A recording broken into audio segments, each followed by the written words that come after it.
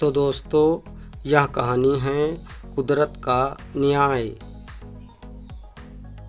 गांव श्यामपुर प्राकृतिक सौंदर्य से भरपूर था। चारों ओर हरियाली, कल कल बहती नदी और दूर दूर तक फैले खेत इसे स्वर्ग जैसा बनाते थे। गांव के लोग सरल जीवन जीते थे, पर सबका जीवन एक व्यक्ति की वजह से दुखमय हो चला था। ठाकुर वीरेंद्र सिंह। वीरेंद्र सिंह गांव का सबसे धनी और प्रभावशाली व्यक्ति था। उसके पास आधे से अधिक जमीनें थीं, जिन्हें उसने वर्षों पहले छल और बल से हड़पा था।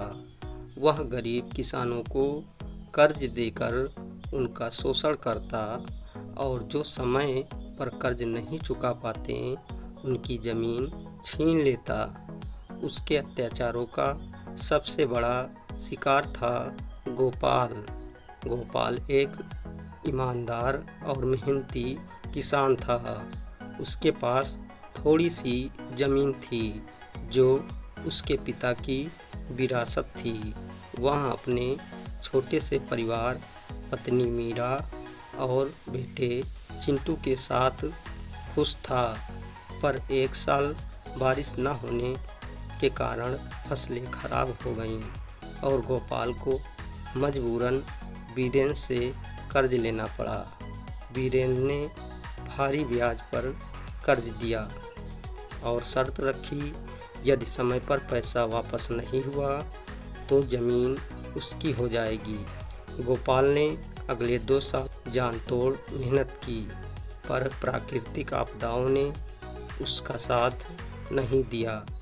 तीसरे साल वीरेंद्र सिंह ने अदालत के कागज भेज दिए और उसकी ज़मीन हथिया ली।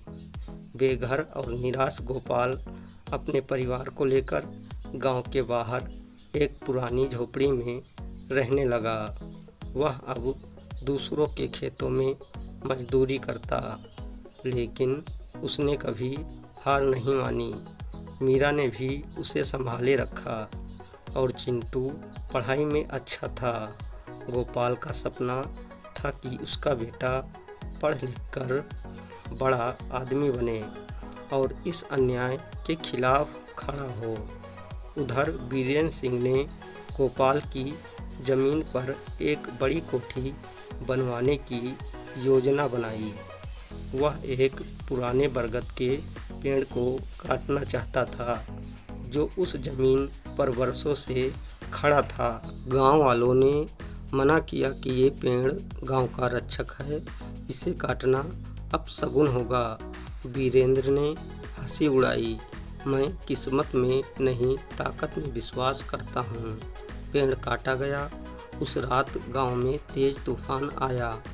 कई घरों की छतें उड़ गईं। वीरेंद्र की आधी बनी कोठी ढह गई, पर वह रुका नहीं। उसने फिर से निर्माण शुरू कराया और जंगल के कुछ हिस्से को भी कटवाया। इससे कुछ ही समय बाद गांव में अजीब घटनाएं होने लगी। सूखा पड़ गया, जबकि आसपास के गांव में बारिश हुई। गांव की नदी सूखने लगी, पशु बीमार पड़ने लगे, खेतों में कीड़े लग गए। वीरेंद्र की कोठी में लगातार अजीब घटनाएं होने लगी। दीवारों पर दरारें, अजीब सी आवाज़ें और मजदूरों को दुर्घटनाएं। गांव के बुजुर्गों ने कहा, कुदरत को जो अपमानित करेगा वह उसका न्याय पाएगा। वीरेंद्र ने फिर सबको झूठा ठहराया, पर अब उसका कारोबार भी गिरने लगा। शहर की फैक्ट्री में आग लग गई। उसके बेटे का एक्सीडेंट हो गया और उसके खुद के स्वास्थ्य में गिरावट आने लगी।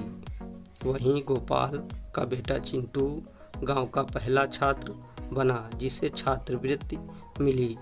उसने कृषि विज्ञान में पढ़ाई की और गांव लौटकर जैविक खेती शुरू की।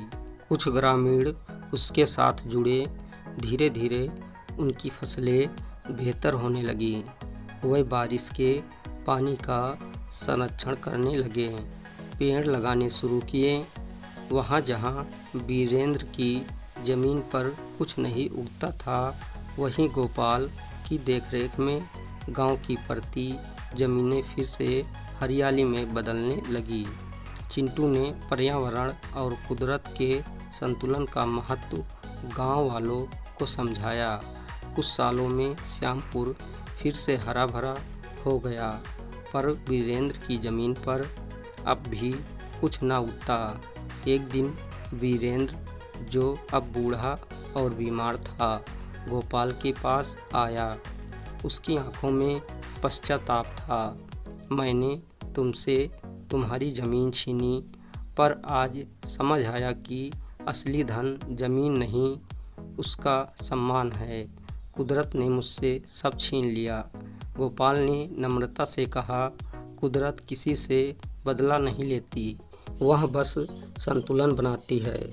आपने उसका संतुलन तोड़ा था और वहीं वापस लौटा। चिंटू ने भी कहा, अगर आप चाहें तो हम मिलकर इस ज़मीन को फिर से जीवित कर सकते हैं। वीरेंद्र की आंखों में आंसू थे। उसने सिर झुकाकर सहमति में सिर हिलाया।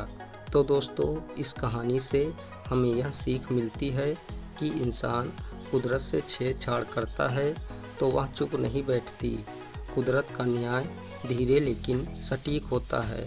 अगर हम उसका सम्मान करें तो वह हमें जीवन देती है, और जब उसका अपमान करें तो सब कुछ छीन लेती है।